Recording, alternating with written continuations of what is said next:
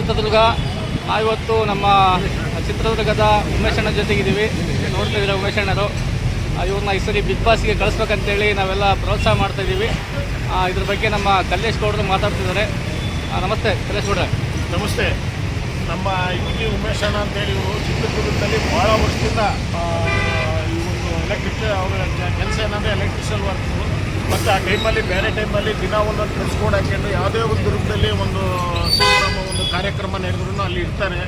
ಎಲ್ಲರಿಗೂ ಮನೋರಂಜನೆ ಕೊಡ್ತಾರೆ. ಒಳ್ಳೊಳ್ಳೆ ಒಂದು ಕಾರ್ಯಕ್ರಮದ ಬಗ್ಗೆ ಮೆಸೇಜ್ ಕೊಡ್ತಾರೆ.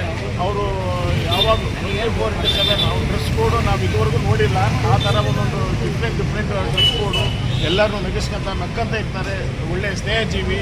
ಭಾಳ ದುರ್ಗದಲ್ಲಿ ಸ್ನೇಹವನ್ನು ಬಳಸಿದ್ದಾರೆ. ಅವರು ಈ ಸಲ 2026 ಏನು ಬಿಗ್ ಬಾಸು ಇದೆ ಆ ಸೀಸನ್ಗೆ ನಮ್ಮ ಚಿತ್ರದುರ್ಗ ವತಿಯಿಂದ ನಮ್ಮ ಜಿಲ್ಲಾ ಎಲ್ಲ ಗೆಳೆಯರು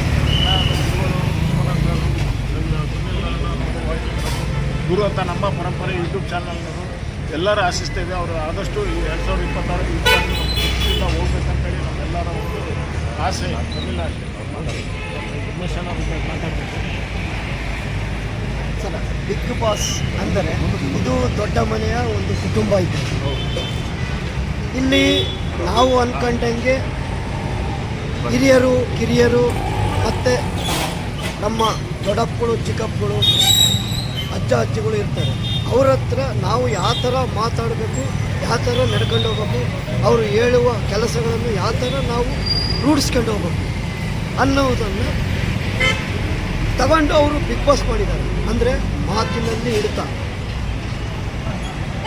ನಡೆಗೆಯಲ್ಲಿ ಇರಿತಲ್ಲ, ನಡೆಗೆಯಲ್ಲಿ ಅಂದರೆ ಅವರು ತೋರಿಸಿಕೊಟ್ಟಂಥ ಹಾಗೆ ಅದರಲ್ಲಿ, ಆಮೇಲೆ ಮಾಡುವ ಊಟದಲ್ಲಿ, ತೋರಿಸುವ ಕೆಲಸದಲ್ಲಿ, ಇದರಲ್ಲಿ ಸತ್ಗುಣ ಭಾವನೆಯಿಂದ ತೋರಿಸ್ಕೊಂಡು ಹೋಗುವುದು big boss.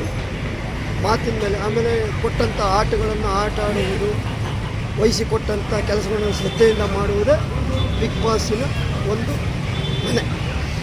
Itagi Umesh, Chitradurga, Doddapete.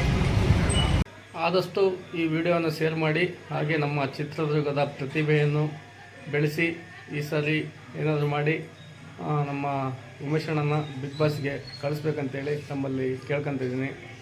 All the best. ಧನ್ಯವಾದಗಳು.